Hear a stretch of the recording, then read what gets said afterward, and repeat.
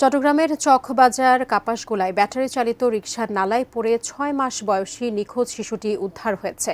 তার মৃতদেহ অবশেষে মিলেছে চাকদায়ের তার বাড়ির কাছেই। এদিকে নিহত শিশুটির বাড়িতে বিরাজ করছে শোকাবহ পরিস্থিতি। সেখান থেকে বিস্তারিত জানিয়েছেন চট্টগ্রাম প্রতিনিধি মনিউল ইসলাম পারভেজ। প্রতি বর্ষা আসলেই একটি যে ঘটনা ঘটে, তার প্রথম বর্ষার পরপরই আমরা দেখেছি গতকাল যে ৬ মাস বয়সী শিশু চকবাজার পড়ে গিয়ে আসলে নির্মম একটি মৃত্যুর কোলে ঢলে পড়েছে।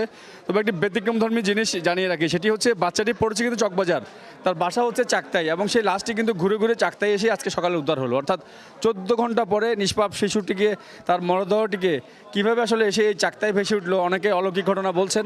তবে সবচেয়ে একটি উল্লেখযোগ্য দিক হচ্ছে যে প্রত্যেক বছর বর্ষা আসলেই এই ধরনের মানুষ পড়ে নালায় পড়ে যে মারা যায়, এই ধরনের ঘটনা কিন্তু ঘটছেই।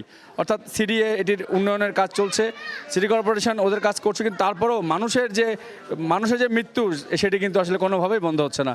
তো চট্টগ্রামে আমরা দেখেছি যে এই শিশুটি যে মারা গিয়েছে এবং আজকে 14 ঘন্টা পরে এই মরদেহটি উদ্ধার হয়েছে, এবং সব মিলে এটি কিন্তু সবাই একযোগে দাবি জানিয়েছেন যে অটোরিকশা সহ অন্যান্য যেগুলো অবৈধ যানবাহন রয়েছে সেগুলোতে বন্ধ করা হয়, এবং এই জলাবদ্ধতার কাজ খুব দ্রুত যাতে এটি সম্পন্ন করা হয়, এবং নালার পাশে যে ব্যারিয়ার সেগুলো যাতে দ্রুত দেওয়া হয়, এই ধরনের অনেকগুলো দাবি আমাদের জানানো হয়েছে।